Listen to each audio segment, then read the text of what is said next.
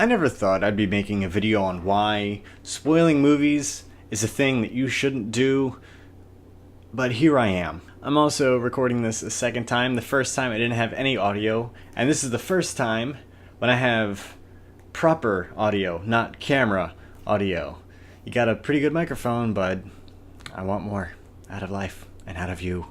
The reason I'm making this is because some psych professor in California wanted to know if spoilers really spoiled. The annoying thing is that technically he did find out that people who had their stories spoiled for them did enjoy the story more than those who didn't have it spoiled for them. So this guy is UC San Diego psych professor Nicholas Christenfeld, and after his research and put out the study and everything, he got some responses that obviously disagreed, and some that were even angry. And I'm going to be joining the disagreement side today. Not angry, I really disagree. So while Christenfeld has stated that people watch these movies more than once happily and with increasing pleasure, I would argue that it doesn't enhance your entertainment experience, it prematurely advances it. Here's what I mean. Christenfeld uses the usual suspects as his example, so I'll follow on that train too. First off, the movie is about a heist. It's about how the group gets together, it's about the planning, it's about how it goes wrong, and by going wrong, I mean it fails. Everyone except one guy is killed on the job, that one guy being Verbal Kint, played by Kevin Spacey, a talkative, sleazy con man. The character, not Kevin Spacey. The movie is Verbal telling the whole story to a police detective after being promised immunity in exchange for that story.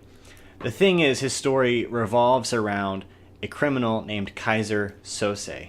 And Keyser Söze is, in the minds of all police and criminals, basically a myth. He's so infamous. He's so...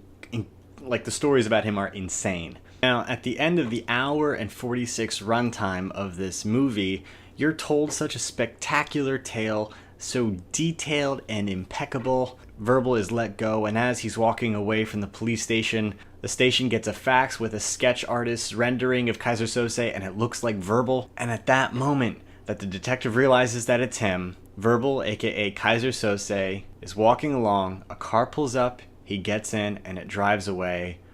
Roll credits. It's just one of my favorite plot twists ever, and I think anyone who's seen that movie would agree that's one of their favorite plot twists as well. So what's the matter if you spoil it?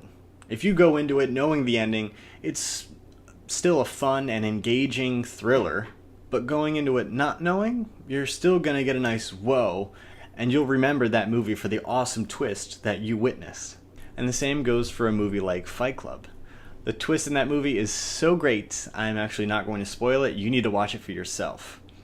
I saw it for the first time when I was 15, and after the subsequent reviewings, I've enjoyed it so much more.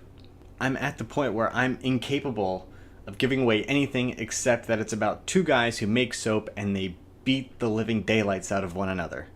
But yes, having something spoiled doesn't ruin it. It can actually increase your enjoyment.